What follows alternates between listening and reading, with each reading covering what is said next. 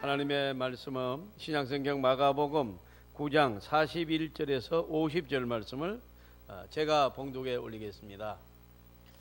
제 성경은 신약성경 70페이지에 기록이 되어 있습니다. 마가복음 9장 41절에서 50절 말씀을 제가 봉독에 올리겠습니다.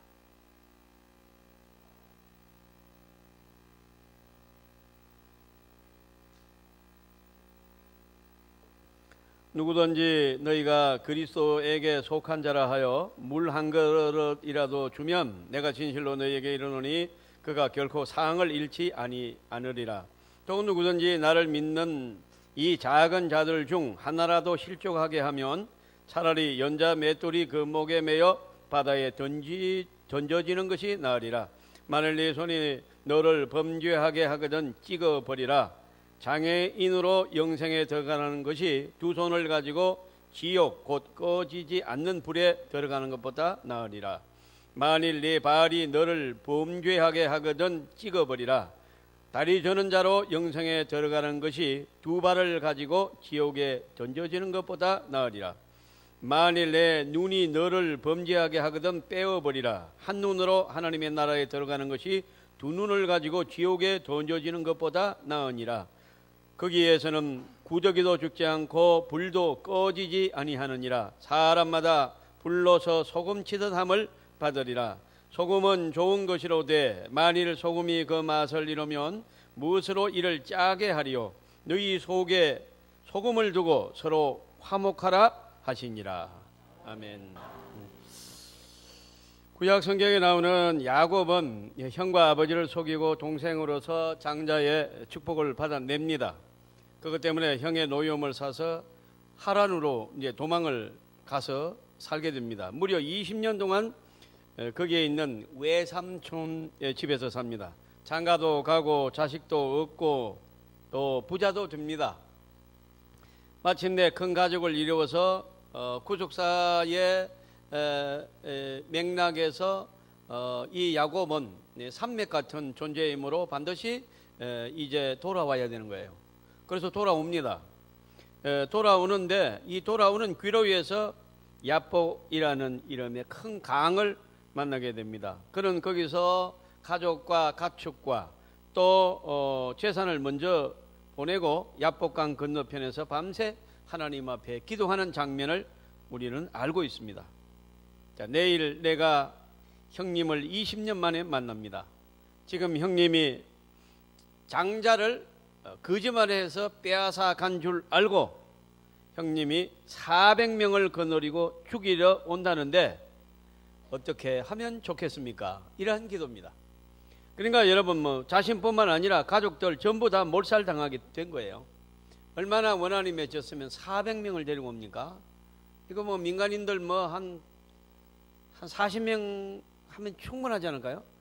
근데 400명을 데리고 400명이면 한 골짜기에 여러분 한번 생각을 해보세요. 그러니 여러분 야곱이 얼마나 형님 앞에 큰 원한을 졌는가 하는 그 강도를 우리는 알 수가 있는 것이고 이 위기에 이 해결책이 아무것도 없습니다. 그래서 여러분 먼저 다 보내고 야복강 강을 건너기 전에 야곱은 하나님 앞에 살려달라고 하룻밤 내내 하나님과 매달려 기도하는 그런 모습을 우리는 잘 알고 있습니다. 자, 우리가 이제 이 기도하는 모습을 직접 보지는 않았지만은 그가 어떻게 기도했는가를 충분히 미루어 알 수가 있습니다. 그의 기도의 제목이 무엇인지 짐작이 갑니다. 하나님 이제 재산을 좀 더 늘려주세요. 그런 기도 아닙니다. 왜? 지금 내일 다 죽을 판인데 무슨 재산을 늘려달라고 기도하겠어요? 네, 나 죽는 거는 몰라도 이 아내와 자식들이 죽는데 재산 늘려달라고 기도하는 사람이 있겠습니까? 하나님 내가 건강해 주세요. 건강도 이거는 아무 관계도 없어요. 내일 죽는데 건강에 무슨 필요가 있겠습니까? 자식이 잘 되게 하시고 시험 붙게 하시고 이런 게 오래 살게 이게 그런 기도 아닙니다. 여러분 한 가지 기도의 제목입니다. 살려달라는 것입니다. 형님 하고 이거 이 사화하기 전에, 서로 화평하기 전에 하나님 내가 죽어서는 안 되겠다 하는 것입니다. 여러분, 그리고 우리 가족을 살려달라는 그런 간절한 기도를 드리게 됩니다. 하나님은 거부합니다. 그런데 여러분, 야곱이 낳아주지 않자 한돛뼈를 쳐버립니다. 하체와 상체가 분리됐습니다. 진리를 끌고 다니면서 끝까지 놓지 않고 응답해 달라고, 살려달라고 기도하니까 하나님의 감동을 받으십니다. 그래서 물으십니다. 네 이름이 무엇이냐 묻습니다. 야곱입니다. 그랬더니 네가 야곱의 이름으로 야곱처럼 그렇게 거짓말하고 사기치고 인간적으로 이렇게 남을 못 알게 하고 뺏고 이러면 너는 앞으로 살아도 산 것이 아니다 이런 거예요. 살아도 너는 마찬가지 네 삶이 계속 이럴 것이다. 너는 적들이 많을 것이고 너를 죽이려는 사람이 형뿐만 아니다. 도처에 너 죽이려는 사람이 너무너무 많아. 여러분, 오늘 막 상처 주고 돈 버는 사람 얼마나 많아요. 언제 죽을지 몰라요. 똑바로 지금 우리가 이 말씀 들어야 돼요. 여러분, 무조건 막 그냥 출세를 하고 이런 사람들 지금 보시죠. 그러니까 여러분, 하나님이 네 이름을 이제 야곱이라고 하지 말고 이스라엘이라고 하라. 여러분, 하나님과 겨루어 이기자는 뜻인데 하나님처럼 살아라는 말입니다.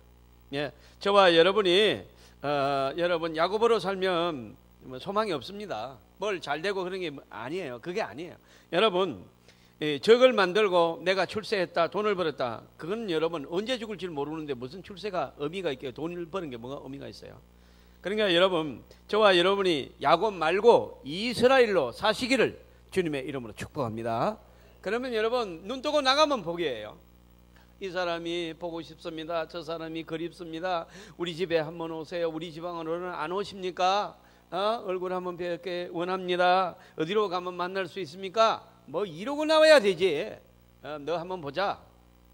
너 나한테 상처 준 게 하나 둘이가 아니라, 너 나한테 손해를 준 게 하나 둘이가 아니라 내 너 가만두지 않으리라. 이렇게 되면은 절대로 성공한 것이 아니다 하는 것입니다. 여러분, 우리가 야곱은 이날 밤에 밤새워 기도하게 되었고, 그리고 이 기도의 결과로 힘을 얻고 하나님의 음성을 들었고 이스라엘이라는 이름으로 거듭나게 된 하룻밤을 우리는 봅니다. 여러분, 그리고 나서 야곱은 이스라엘로 변하게 됩니다. 하룻밤 사이에 변한 건 아닙니다. 그렇지만은 그는 이제부터는 야곱의 삶은 청산했습니다. 그리고 이스라엘의 삶을 하나씩 하나씩 몸에 붙여나갑니다. 그는 결국은 큰 축복의, 하나님의 축복의 조상으로 성장하게 되는 줄로 믿습니다. 바로 이게 야복강 나루의 기도의 그날 밤을 터닝 포인트로 그가 변화된다는 사실입니다. 오늘 이 예배가 저와 여러분이 이제 야곱의 기도의 응답의 예배가 되기를 바랍니다. 여러분, 우리가 서로 원소지간으로 20년간 지내다가 이제 형님을 만나는데, 여러분, 야곱이 하나님 앞에 응답을 받았다고 하여서 형님한테 이제 하나님이 응답했으니까 뭐 형님한테는 내가 이제 그렇게 미안하다고 할 거 없어, 이러면 요거는 아직까지 회개하지 않는 사람. 여러분, 우리는 반드시 하나님 앞에 용서받아야 되고 사람한테도 제대로 용서를 받고 제대로 잘못을 빌어야 돼요. 이것이 여러분 하나님이 원하시는 장면이에요. 여러분, 성경에 보면은 뭐라고 하는가 하면은 여러분, 이 아내를 보내고 그 다음에 아이들 보내고 자기가 맨 마지막에 가서 형님이 이렇게 군사를 거느리고 오는데 이미 응답은 받았지만은 하나님께서 형이 너를 죽이지 못하리라 약속은 받았어요. 그렇지만은 여러분, 인간적으로도 형님한테 너무너무 잘못했기 때문에, 상처를 줬기 때문에 20년 동안 그 고통과 괴로움 속에 살게 했기 때문에 그는 계속해서 땅에 엎드리시면 형님 잘못했습니다, 잘못했습니다, 형님 제가 잘못했습니다 하고 막 여러분 형님 앞에 계속 땅에서 막 절을 하면서 막 형님 앞에 나갑니다. 이 모습을 보고 에서가 마음이 돌았습니다. 그리고 그 순간에 하나님이 에서의 마음을 싹 돌려놓습니다. 그리고 여러분, 형제가 끌어안고 입을 맞추고 어디 가다가 이제 왔느냐, 20년 동안 어디서 어떻게 살았느냐, 서로 부정케 안고 웁니다. 여러분, 화평이 이루어진 줄로 믿습니다. 우리는 이 장면을 잊지 말아야 됩니다. 여러분, 화목은 축복의 근원이요 시작이요 끝입니다. 귀하신 여러분, 이것을 우리가 잊지 않았으면 좋겠습니다. 행복이라고 할 때 우리는 일단 소유를 생각합니다. 아, 재산을 얼마를 가졌다? 그러면 내가 행복하다. 아, 이렇게 생각해요. 그렇지만은 여러분, 말씀을 들어보면 반드시 그런 것 절대로 아닙니다. 여러분, 우리가 성공하고 명예도 뭐 가져야 되고 승리도 중요하지만은 행복의 조건이 많습니다만은 그러나 꼭 한 가지 잊지 말아야 될 것이 무엇이냐? 네, 한번 따라 하시겠습니다. 진정한 행복은 인간관계가 바로 되어야 한다. 네, 오늘 말씀의 핵심이 바로 이 부분입니다, 여러분. 여러분, 인간관계가 바로 서지 않으면 그 많은 행복이 아무 소용이 없습니다. 예?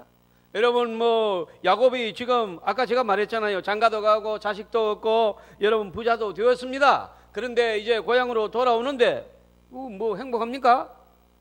형이 400명을 그는 죽이러 오는데 어떻게 행복합니까? 그 돈도 얻었어요. 부자 됐습니다. 근데 행복합니까? 안 행복합니다. 여러분, 부자지간도 막 요즘 싸우고 형제지간이 막 싸우고요. 그리고 막 누가 막 자살하고 화목하지 못하니까 모든 관계, 모든 행복과 성공이 다 무너집니다. 여러분, 막 그냥 막 재벌들도 막 형제간에 막 재산 가지고 싸우고 니거 내거 싸우고, 여러분 대통령 막 그냥 도 막 싸우고 막 동생하고 싸우고 막 28만 원밖에 없다는데도 안 도와줘. 전화도 안 받는가 봐요. 보진 않았어도. 네. 여러분, 실패자들입니다. 그들은 행복하지 않습니다. 분명히 저는 선포합니다. 사랑하는 성도 여러분, 대통령 웃기는 소리 하지 마십시오. 동생하고 화평하지 않으면 우리는 존경할 수 없습니다. 대통령이면 존경합니까? 대통령은 뭔데요? 왜 존경합니까 우리가? 대통령은 지책 자체를 소중히 생각하고 우리가 기도도 합니다. 그러나 형제간에 그렇게 하면 우리는 존중할 수 없습니다. 이 설교가 녹음이 되고 유튜브에 뜨기 때문에 대통령이 듣기를 바랍니다. 귀하신 여러분, 서로 화평하지 아니하면, 서로 사랑하지 아니하면, 서로 여러분 존중하고 서로 여러분 교통하지 아니하면 행복은 절대로 만들어질 수가 없습니다. 인간관계를 형성하는 가장 적극적인 방법이 첫째가 용서입니다. 아무리 잘못된 일이라도, 아무리 못된 말을 하고 고발을 하고 형제간에 내가 하는 일을 막 그냥 마음대로 얘기하고 막 그냥 일본하고 뭐 수교를 맺었는데 옛날 거 자꾸 이러면 들척해 가지고 뭐 일본을 적으로 만들면 안 된다 이러고 막 그냥 정부를 정면으로 공격해도, 그렇게 해도 동생은 동생이고 어머니가 볼 때는 그 자식도 귀한 자식이고 아버지가 볼 때는 가슴이 아픈 자식이에요. 사랑하는 성도 여러분, 우리는 오늘 성경 전체가 용서 속에 전개된다는 것을 믿으시기를 바랍니다. 예, 용서해야 됩니다. 여러분, 우리가 용서받았지 않습니까? 여러분, 우리가 머리끝부터 발끝까지 죄잖아요. 그런데 이것을 전부 용서받은 줄 믿습니다. 그런데 여러분, 나한테 뭔가 조금 잘못한 형제간을 용서하지 못합니다. 남편이 나한테 무슨 싸울 때 무슨 말을 했다고 평생 잊지 않겠답니다. 그런 사탄의 자녀입니다. 오늘 우리는 그냥 살면 신자가 될 수가 없습니다. 그리고 내가 불행해집니다. 그렇게 뭐 난 좀 예수 믿어도 내가 다 믿지 못하지요. 그런 자유입니다. 그러나 그 결과는 본인이 다 받아야 됩니다, 여러분. 그런 가슴을 찌르는 일로 여러분의 눈에 반드시 피눈물을 흘리게 만들어요. 바로 그 마음이. 우리는 오늘 저와 여러분이 행복하고 저와 여러분이 하나님의 축복을 받기 위해서 화평해야 될 줄로 믿습니다. 용서해야 된다는 것입니다. 용서나 사랑은 우리가 정말로 아름다운 것입니다. 그러나 이것도 한계가 있습니다. 일방적입니다. 그렇지 않아요. 일방적이에요. 뜨겁게 사랑, 그럼 저 사람이 나 사랑 안 하면 그럼 끝입니다. 내가 저 사람을 용서해도 저 사람이 나 용서하지 않으면 아직까지 언제 칼날아 들어올지 몰라요. 이거 아직까지 화평을 이루지 못한 것입니다. 그래서 여러분, 가장 좋은 것이 뭐냐? 화목입니다. 이 화목은 쌍방적입니다. 상대방으로부터 기쁨을 얻어내야 됩니다. 상대방이 나를 이 나에 대한 좋은 감정을 가져야 됩니다. 그리고 내가 그를 사랑해야 됩니다. 이것을 화목이라고 하는 것입니다. 귀하신 여러분, 상대방과 화목과의 관계, 샬롬의 관계가 이루어지기를 여러분 축복합니다. 여러분의 가정이 평안하기를 바랍니다. 여러분, 부활하신 예수님께서 제자들에게 나타나서 첫 마디가 무엇입니까? 평안하뇨? 이렇게 물었습니다. 여러분, 너희가 뭐 살만하느냐? 잡으러 오지? 그런 거 안 물었습니다. 너희가 평안하느냐 물어봤습니다. 사랑하는 성도 여러분, 이 말이 무슨 말입니까? 예, 아무리 어려워도 아내가 남편을 지지해주고, 아내 당신이 오라, 당신 하는 일이 멋있어, 내가 당신을 억울하고 있어, 잊지 마, 이러면요 죽을 힘을, 여러분 죽을 일을 당해도 끄떡하게 일어나는 것이 남편이라는 사람이라고 말합니다. 우리 목회자들도 막 잘 안 되고 어렵고 그래도요, 또 성도들이 그 목사님을 뭐 그렇게 존경하지 않아도 사모가 당신 설교를 들어보면 정말로 들을 게 있고, 어떻게 그렇게 하나님의 말씀을 잘 전가하는지 내가 은혜를 받고 있고, 아주 예배 시간이 기다려진다고 하면 그 사람은 설교가로서 성공할 수 있는 목사가 된답니다. 그런데 당신 설교를 들으면 무슨 말 하는지도 모르겠고, 졸고 있는 성도들의 얼굴 보면 내가 주일이 때문에 너무나도 괴롭다고 그렇게 말하는 사람을 만나면 그는 여러분 점차적으로 무능해진다는 통계가 나왔어요. 여러분, 아무리 어려운 일을 당해도 남편이 아내를 편들어주고 당신의 모든 하는 일이 이뻐, 정말로 난 당신 보면 기분이 좋아, 내가 한 일 중에 가장 성공한 일이 당신 맞는 거 알지? 이러면요 아내는 점점 더 아름다워진다고 합니다. 할렐루야. 볼톡스 안 맞아도 이뻐지는 거예요. 여러분, 기가 살아야 돼요. 사람은요 여러분 별거 아닙니다. 사기가 살면 이기는 겁니다. 여러분, 저와 여러분, 우선 여러분의 가정이 평안하시기를 주님의 이름으로 축원합니다. 여러분, 부모님을 존중하세요. 부모님이 좀 옳지 않고 그러고 그런가 따지는 게 아닙니다. 부모님은 부모님 자체, 나를 낳아준 그것만으로도 평생 여러분은 존경하고 효도해야 될 줄로 믿습니다. 이게 성경이에요, 여러분. 그리고 자식들이 여러분 공부를 잘하고 뭐다 그런 거 떠나서 자식들이 내 앞에 살아 있는 것만 해도 감사인 줄 믿습니다. 그러니까 여러분 여러분 모든 것을 용서하고 여러분 사랑해야 되는 것입니다. 그래서 여러분 정말로 여러분 형님의 얼굴을 보니까 히브리서 12장 14절에 보면 모든 사람으로 더불어 화평함과 거룩함을 쫓아라. 이것이 없이는 아무도 주를 보지 못하리라. 여러분, 죽을 줄 알았던 야곱이 하나님의 응답을 받고 형님 앞에 7번이나 땅에다가 얼굴 대면서 형님 잘못했습니다, 용서하세요, 제가 잘못했습니다 막 이러니까 하나님의 그 순간에 에서의 마음을 싹 돌려놔가지고 동생을 끌어안고 입을 맞추면서 어디 갔다 왔느냐, 무슨 고생을 하고 이제 왔느냐 이러니까 야곱이 에서를 보면서 뭐라고 합니까? 형님의 얼굴을 보니 하나님의 얼굴을 보는 것 같습니다. 이제 내가 살겠습니다. 내가 그동안에 형님이 용서하지 않았을지라도 나는 할 말이 없는 사람이고 20년 동안 나도 괴로움 속에 살았습니다. 왜? 사기쳐가지고 거짓말해가지고 장자의 명분을 빼앗았기 때문에 이거는 여러분 부인할 수 없는 것이고 야곱의 마음이 편치 않았습니다. 그런데 이제 이것이 오늘 전부 해결이 됩니다. 잘못했다고 빌었습니다. 에서가 용서했습니다. 서로 끌어안고 웁니다. 여러분, 이들이 이제 행복하게 된 줄로 믿습니다. 네, 평안하게 됐습니다. 예수님께서 평안하느냐 물을 때 우리는 평안합니다. 형님 얼굴 보니까 하나님 얼굴 보는 것 같습니다. 이렇게 된 것입니다. 여러분, 우리가 아무리 기도해도 응답이 없으면요 화목이 없는, 누군가 원수 맺고 있다는 뜻입니다. 어떤 수고를 해도 화평이 없이는 행복은 없습니다.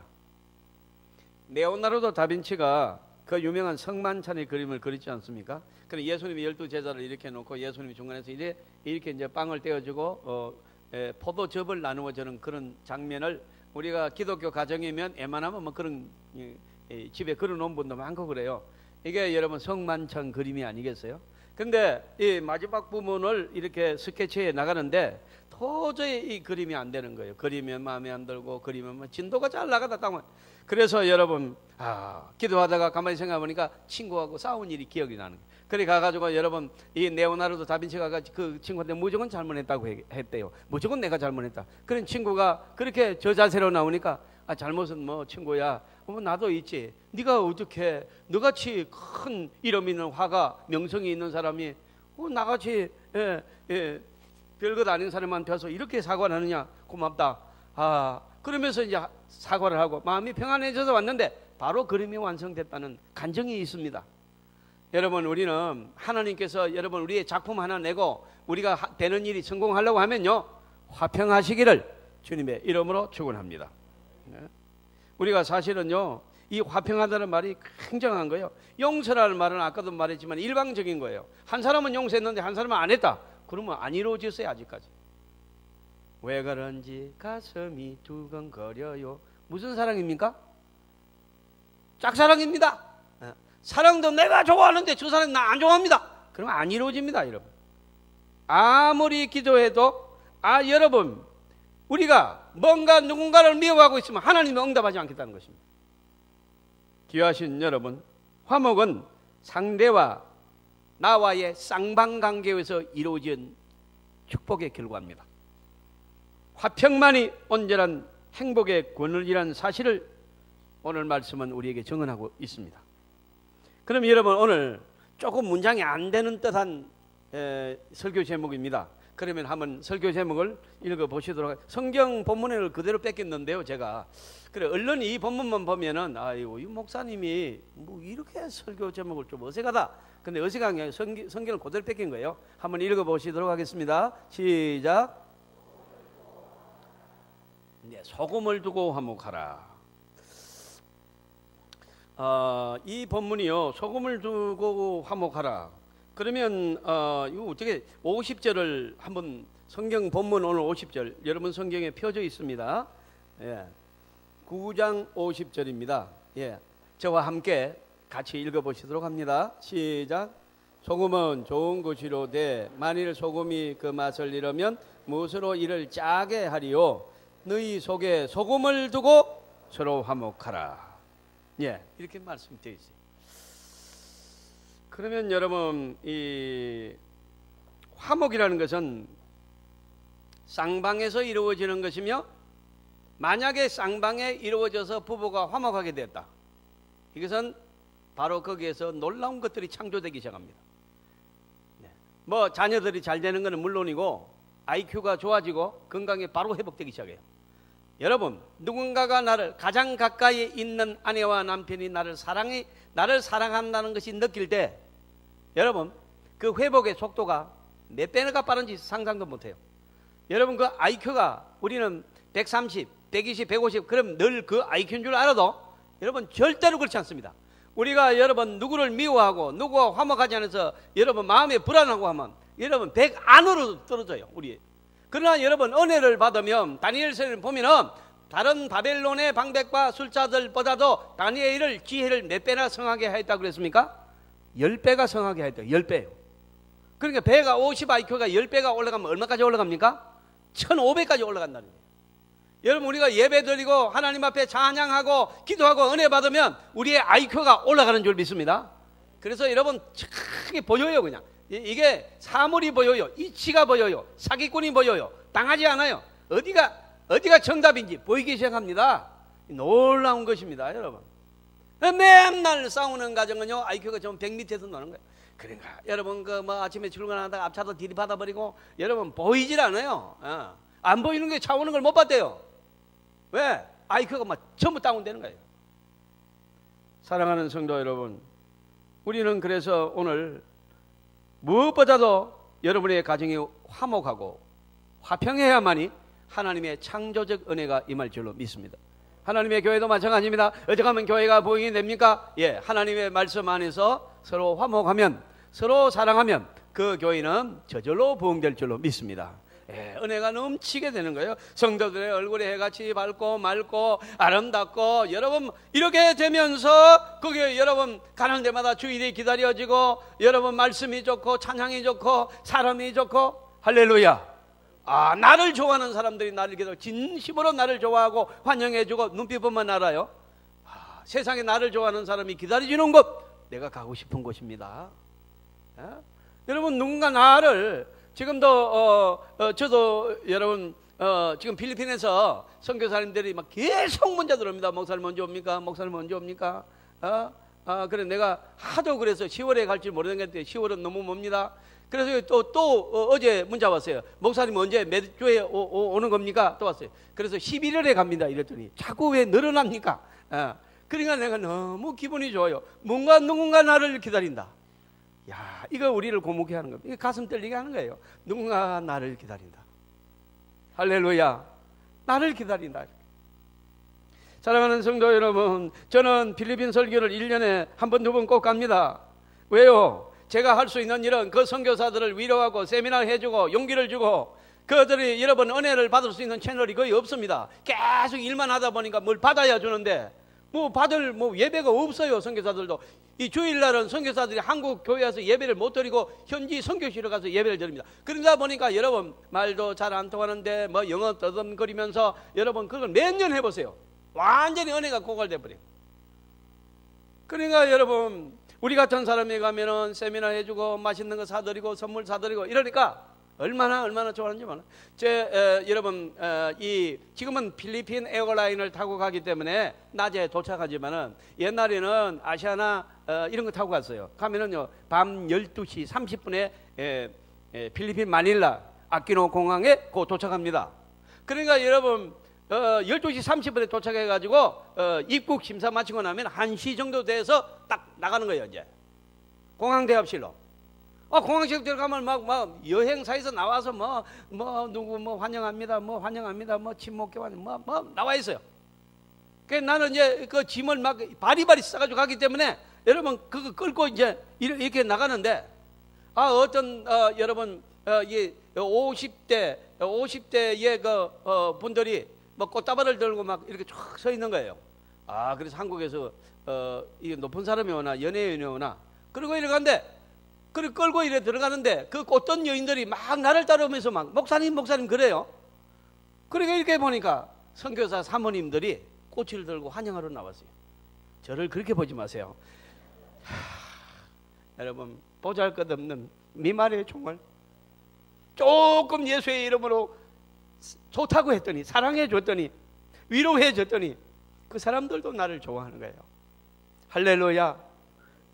그래가지고 왜 이렇게 잠을 안 주무시고 나오는데 하니까 우리가 팬클럽을 작성했대요. 제가 여러분 팬클럽 없지요? 저는 있습니다. 사랑하는 성도 여러분, 저는 하나님의 나라가 무슨 나라인지 이제 알겠습니다. 화평하지 않는 나라는 하나님의 나라가 아닙니다. 여러분 똑바른 믿음을 가졌습니까? 그는 어디를 가든지 피스메이커가 돼서 화평하게 만듭니다. 귀하신 여러분, 하고 싶은 말 다 하고 어떻게 화평합니까? 절대로 여러분 굳은 말, 좋지 않는 말을 하지 않습니다. 남을 비방하는 말, 따지는 말, 그런 거 하지 않습니다. 여러분 무슨 손해를 보고 어떤 소문을 당해도 가만히 있습니다. 왜? 화평을 위해서는 우리가 입을 다물어야 합니다. 그리고 그를 계속해서 사랑해야 됩니다. 그러면 하나님이 피스메이커로 저와 여러분을 쓰시게 되는 줄로 믿습니다. 얼마나 여러분 아름다운 것입니까? 우리는 여러분 화평만이 온전한 행복의 근본이 되는 것입니다. 오늘 소금을 두고 화목하라, 아주 깊은 말씀입니다. 이 소금이 지금은 흔하지만은요, 그 옛날에는 아주 귀했습니다. 심지어는 당시에 월급을 소금으로 줬습니다. 봉급날 되면은요 자료 가져와가지고 소금을 몇 대씩 줬어요. 그러니까 여러분 이 봉급을 이 셀러리라고 하지 않습니까? 이거를 찾아보니까 솔트에서 이렇게 발전돼 가지고 셀러리로 나온 거예요. 봉급이라는 뜻입니다. 소금으로 줬다. 소금을 줬다. 소금이 여러분 얼마나 귀했느냐? 이스라엘 사람들의 격언에 이런 말이 있습니다. 소금이 없으면 세상을 살아갈 수가 없다. 라틴 사람들의 경우에도 이와 같은 비슷한 말이 있습니다. 세상에 없어서는 안 될 두 가지가 있는데 하나는 태양이고 또 하나는 소금이다. 이렇게 소금의 중요성을 말합니다. 소금은 세 가지 역할을 하는 걸 우리가 잘 알고 계십니다. 첫째는 방부제 역할을 합니다. 소금 치면 썩지 않습니다. 그래서 강고등어 간을 착 합니다. 저희 고향 거창에는요 이 생선이 없습니다. 깊은 산 속이기 때문에. 그래서 막 그냥 소금 뿌려가지고 썩은 고기 가져오면 거창 사람들은 잘 먹습니다. 부산에 오니까 그건 고기 아니랍니다. 근데 여러분 거창 사람들은 그거 뭐 반썩은 거 이런 걸 너무너무 잘 먹습니다. 네. 여러분 둘째는 맛입니다. 소금은 음식의 맛을 냅니다. 우리가 너무 잘 알지 않습니까? 옛날에는 목사님 제가 설교하러 다니다 보면요 이 사 먹는 게 별로 없고 전부 집집에서 정성을 다해서 음식을 만들었습니다. 그래 이게 만드는데요, 예, 이게 밤새도록 만듭니다. 만들어 가지고 여러분 지금은 여러분 식사 초대를 받아 가지고 가정에서 가끔 하는 데가 있습니다. 지금도. 그럼 가면은 어떻게 합니까? 목사님 맛있게 드세요, 많이 드세요, 이렇게 하는데 옛날에는 한결같이 아무도 그런 말을 하지 않습니다. 뭐라고 합니까? 목사님 음식이 간이 맞은지 모르겠습니다. 이 말은 무슨 말인가 하니까 간이 곧 맛입니다. 여러분 저는 설렁탕을 좋아해가지고 가끔씩 먹고 돼지국밥도 부산서 먹는 거 돼지국밥이잖아요. 그거 참 맛있습니다. 근데 여러분 그 돼지국밥 설렁탕을 먹는 비결이 간이 정확하게 맞아야 됩니다. 어떤 사람은 못 먹겠다. 그럼 소금을 안 치고 그냥 먹는 무슨 맛이 있습니까? 그리고 남편이 요즘 밥맛이 없어, 왜 이렇게 반찬이 맛이 없어 그러면요 아무도 모르게 소금을 한 숟갈 집어넣어버려요.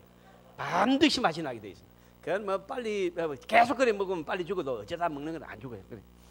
자꾸 맛없다 그러면요 소금을 집어. 그래도 맛이 없다 그러면 미원을 또 팍 집어넣어버려. 이게 여러분 소금이 맛을 냅니다. 사실 음식 맛은 무슨 맛요? 간이 맞아야 되는 겁니다. 이게 여러분 소금이라는 말이죠.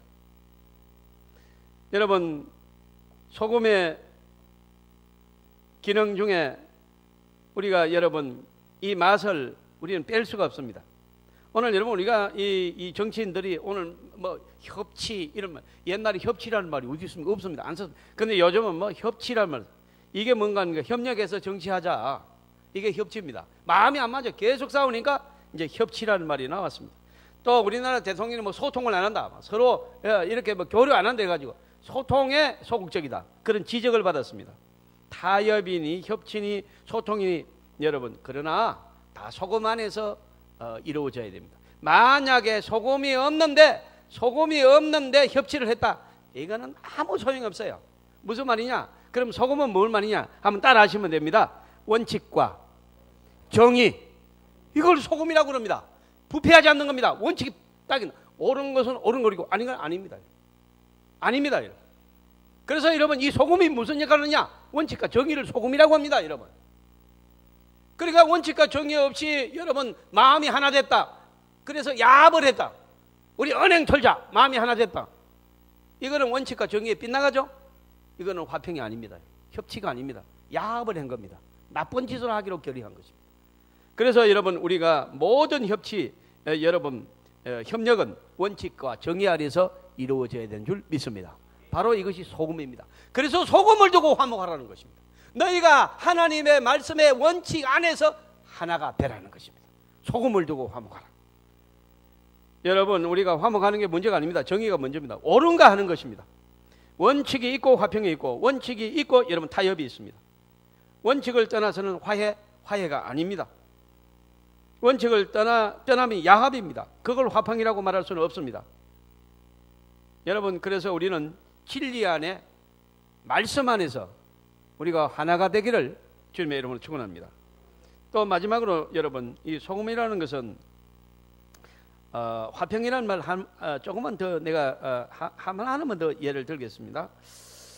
이게 여러분 이 화평은 결국은 우리가 가정에서도 제가 아까도 얘기했습니다만은 가장 화평이 이루어져야 될 것이 가정입니다. 부부간에 여러분 전쟁을 멈추시길 바랍니다.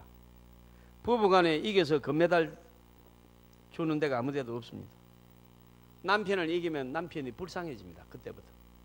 그리고 불쌍한 사람이 아내입니다. 그럼 그 아내는 더 불쌍한 겁니다. 아내를 이기면 남편은 장래가 없습니다. 그때부터 지옥의 생활을 해야 됩니다. 자, 한번 예를 들겠습니다. 우리가 저는 축구 경기 이런 걸 참 좋아합니다. 조금 광청으로 좋아합니다. 그러니까 축구 경기 합니다. 이번에도 월드컵 하는데 막 온두라스인가 그게 절대요. 막 내가 막 다른 방에 가가지고 아무도 안 보는데 가가지고 떨다가 나왔습니다. 네. 그런데 여러분 그거 참 재미있는 거거든요. 근데 부부 싸움을 했습니다. 그러니까 서로 말을 안 합니다. 근데 이제 축구 경기 합니다. 그러면 슛! 슛! 그런 거 합니까? 안 합니다. 서로 보기는 봅니다. 불통해 보기는 봅니다. 속으로 이러고 가만히 있습니다. 아무 재미가 없습니다. 음식을 내가지고 왔습니다. 탁 놓고 갑니다. 그러면요 네 숟가락 먹다가 맛이 없습니다. 그래서 숟가락 탁 놓고 나갑니다. 그러나 여러분 아내가 여보 이거 많이 먹어야 돼요. 날씨 더운데 당신이 얼마나 귀한 사람인데 교회나 가정이나 당신 없으면 큰일 나요. 그러니까 이거 많이 드세요. 그러면요 남자는 그때부터 천국을 나릅니다. 배부터 냅니다. 이렇게 탁 이제 커피 한 잔 가져와봐. 자 이래가지고 슈슈슈 그래 뛰어 막 이렇게 막 기가 살아 있습니다. 이게 얼마나 사는 맛이 나는지 모릅니다. 여러분은 가정을 화목하게 만드시기를 주님의 이름으로 축원합니다. 얼마나 살 거라고 그렇게 대립하고 그렇게 물고 뜯고 그래서 여러분 남는 게 무엇입니까? 사탄을 여러분 영화롭게 했을 뿐입니다. 사탄 시킨 대로 그대로 순종하고 있는 것입니다. 얼마나 어리석습니까? 여러분 오늘 우리는 그만둬야 됩니다. 우리는 여러분 가장 안쓰러운 존재가 남편이고 가장 여러분 정말로 가슴에 여러분 정말로 아린다고 하죠. 이게 바로 아내입니다. 나한테 시집에 와가지고 여러분 우리나라 여성들이 죽도록 일만 했지 무슨 부귀영화를 누렸습니까? 오랜만에 제가 옳은 소리 하잖아요. 옳은 소리. 맨날 남편에게 잘하고 호통을 치는데 오늘 제가 말하잖아요. 그러면 여러분 아내를 꽃처럼 대해야 될 줄로 믿습니다. 소중하게 생각해요. 자 이렇게 여러분 가정이 화평하면은 집에 무슨 일이 있어도 조금 어려운 일이 있어도 이겨냅니다. 용기를 가집니다. 할렐루야. 그러면 여러분 이 50절 한 번 더 보세요. 제가 설교를 마치려고 그래요. 근데 뒤에 거 많은데 안 할래. 자 49절만 읽으면 충분한데 뭐 또 설교를 다 49절 읽습니다. 시작. 사람마다 불로서 소금 치듯 하면 이게 무슨 말인가? 야 이게 불로서 뭐 소금을 친다. 이게 무슨 말인가? 예, 불로서 소금을 치듯이 하면은 뜨겁습니다. 튑니다. 괴롭습니다. 환난을 말합니다. 고통을 말합니다. 여러분 어려운 일을 말합니다. 그렇게 할 때에 하나님의 사람들은 서로 화목하면서 서로를 사랑하면서 서로를 용서하면서 승리하게 되고 여러분 예수 없는 사람들은 불로서 소금 치듯이 환난이 오면 서로 원망하고 서로 여러분 반목 질시하고 원수 같고 칼질하고 이러면서 망한다는 뜻입니다. 이게 신앙이 무엇입니까 여러분? 기도하는 것입니까? 옳지만은 아직까지 못 갔습니다. 성경을 뭐 몇 번 읽은 성경을 뭐 50도 했으면 웃기는 소리 하지만 신학교를 나왔습니까? 근처에도 못 갔습니다. 여러분 진정한 신앙인은 예수 안에서 가족을 용서하는 것입니다. 할렐루야. 그리고 여러분 그를 사랑하고 안쓰럽게 생각해 주는 것입니다. 그리고 그를 위해서 기도하는 것입니다. 저와 여러분의 가정이 화평하기를 주님의 이름으로 축원합니다. 우리 교회가 평안하여 든든히 서가시기를 주님의 이름으로 축복합니다.